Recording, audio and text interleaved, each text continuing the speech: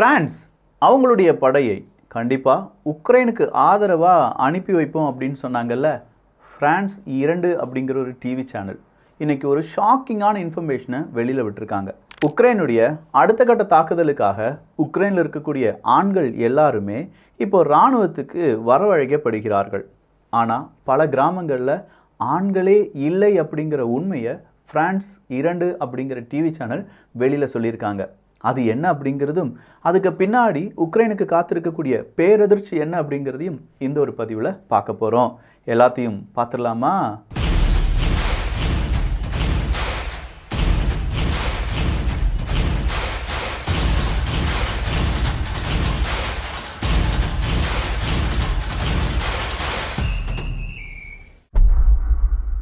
Armed force of Ukraine.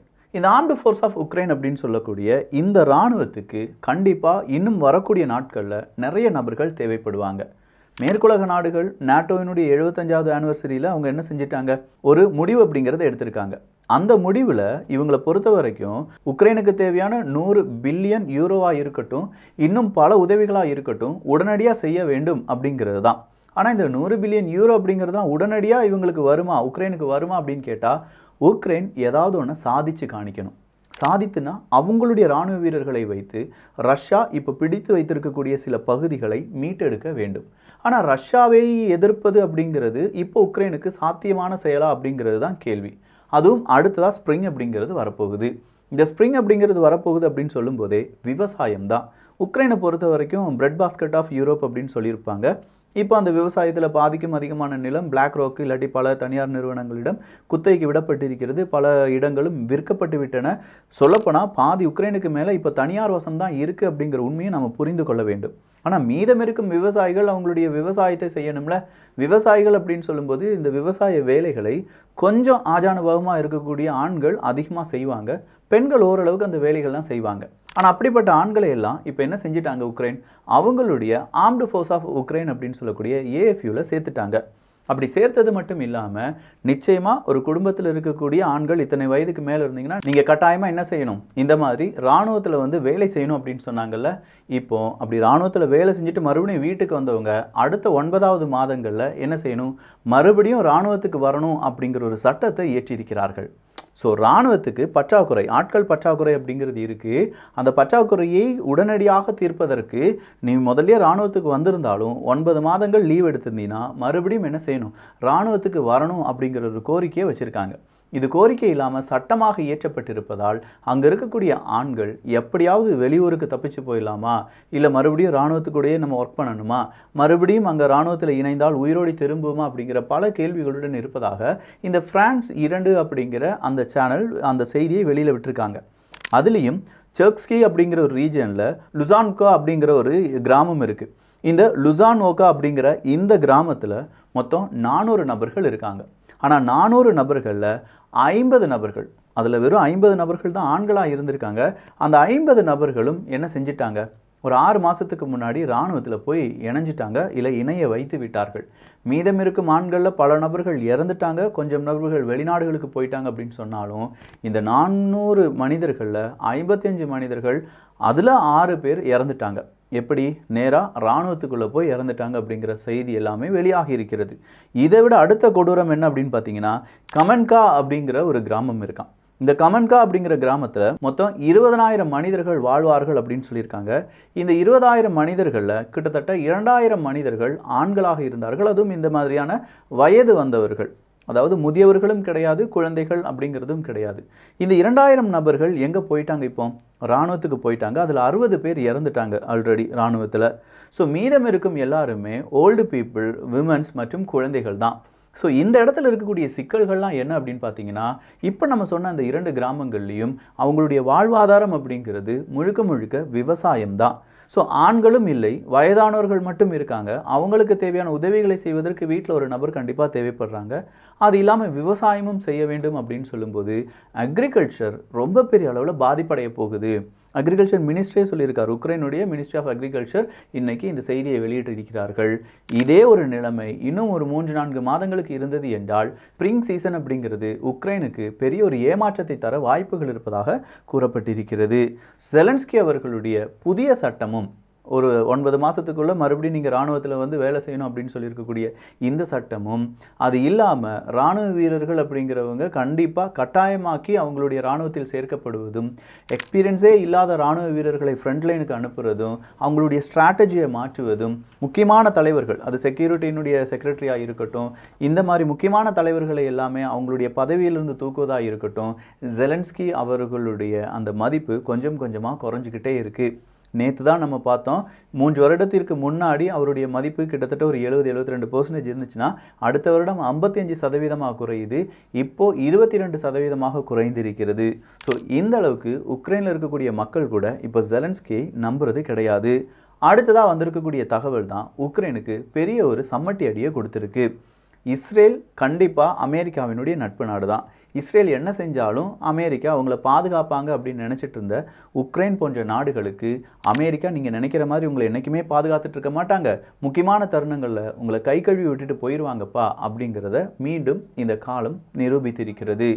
உக்ரைனை பொறுத்த வரைக்கும் இஸ்ரேலுக்கு ஆதரவான அமெரிக்கா உக்ரைனுக்கு தேவையான உதவிகளை செய்ய மறந்துட்டாங்க.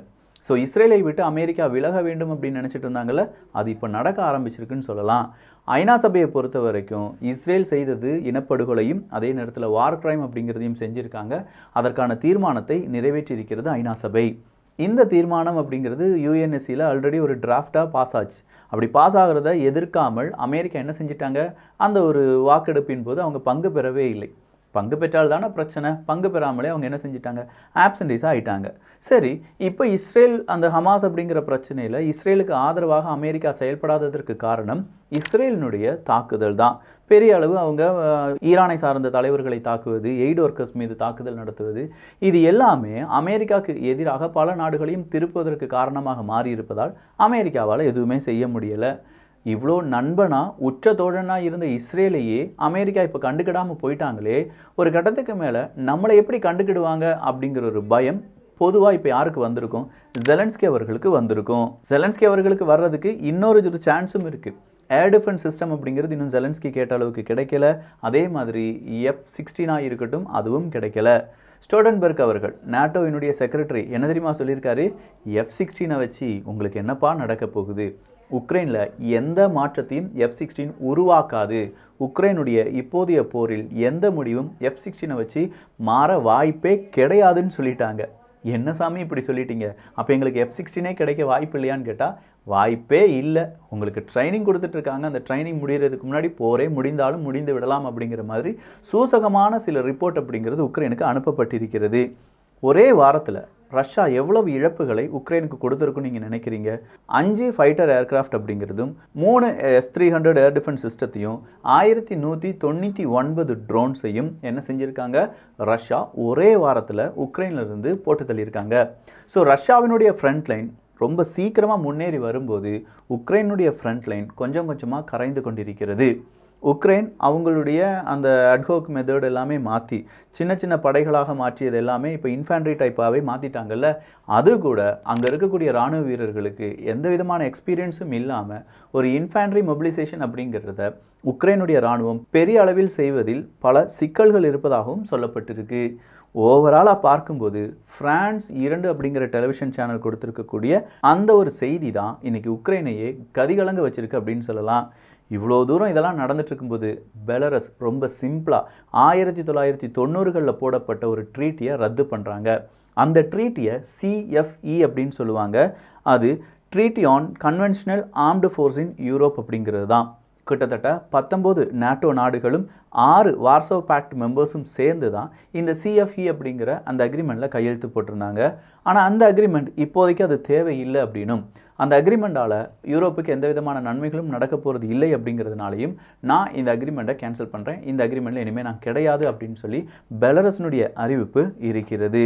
அடுத்ததான் ரஷ்யாவுக்கு எதிராக அர்மேனியா என்ன செஞ்சுருக்காங்க, சில பல முக்கியமான முடிவுகளை எடுத்திருப்பதும், ஆர்மேனியா, ஐரோப்பிய ஒன்றியம், அமெரிக்கா இந்த 3 நாடுகளுடைய கூட்டம் நடைபெற்றது அப்படிங்கிறத நம்ம பார்த்தோம்ல. இந்த 3 நாடுகளும் ஒரு அறிவிப்பை சொல்லியிருந்தாங்களே, அசர்பைஜானுக்கு எதிராக நாங்கள் ஒன்றும் கூடலப்பா அப்படின்னு சொல்லி. இப்போ தான் தெரியுது அவங்க அசர்பைஜானுக்கு எதிராக கூடவில்லை, அவங்க ரஷ்யாவுக்கு எதிராக கூடியிருக்கிறார்கள். ஐரோப்பிய ஒன்றியத்தினுடைய உர்சுலா அவர்கள் என்ன தெரியுமா சொல்லியிருக்காங்க? அர்மேனியாவினுடைய ஆன்டி ரஷ்யா முடிவு அப்படிங்கிறது வரலாற்றில் மிக முக்கியமான முடிவாக இருக்க போகுது. அந்த முடிவுக்கு நாங்கள் மனதார அர்மேனியாவை பாராட்டுகிறோம். அதாவது ரஷ்யாவுக்கு எதிராக யாரை மாற்றிட்டாங்க? அர்மேனியாவை மாற்றிட்டாங்க. அசர்பைஜான் அர்மேனியா யுத்தத்தில் அசர்பைஜானுக்கு துருக்கி எந்த அளவுக்கு சப்போர்ட் கொடுத்தாங்களோ அதே அளவுக்கு சப்போர்ட்டை அர்மேனியாவுக்கு ரஷ்யா கொடுத்துட்டு இருந்தாங்க. ஆனால் அர்மேனியா இப்போ ரஷ்யாவுக்கு எதிராக திரும்பி இருப்பதால் இனி ஒரு அசர்பைஜான் அர்மேனியா யுத்தம் வரும்போது அர்மேனியாவுக்கு உதவியாக ரஷ்யா ஈடுபடுதல் கொஞ்சம் கஷ்டமாகத்தான் இருக்கும். ஸோ முற்றிலும் புதுமையான ஆனால் தேவையான இன்ஃபர்மேஷனை இந்த ஒரு பதிவிலிருந்து நீங்கள் கேள்விப்பட்டிருப்பீங்க, பார்த்துருப்பீங்க. இதை இன்னும் தேடி பாருங்கள். நான் சொல்கிறது உண்மையாக பொய்யா அப்படிங்கிறத நீங்களே புரிந்து கொள்வீர்கள். ஸோ இந்த ஒரு காணொலி எப்படி இருந்துச்சு அப்படிங்கிற உங்களுடைய கருத்துக்கள் இங்கே வரவேற்கப்படுகின்றன. எல்லோரும் தமிழ் வியூகத்தில் இணைந்திருங்கள். நல்லதை பகிர்ந்து நல்ல சமுதாயத்தை உருவாக்குவோம். நன்றி, வணக்கம்.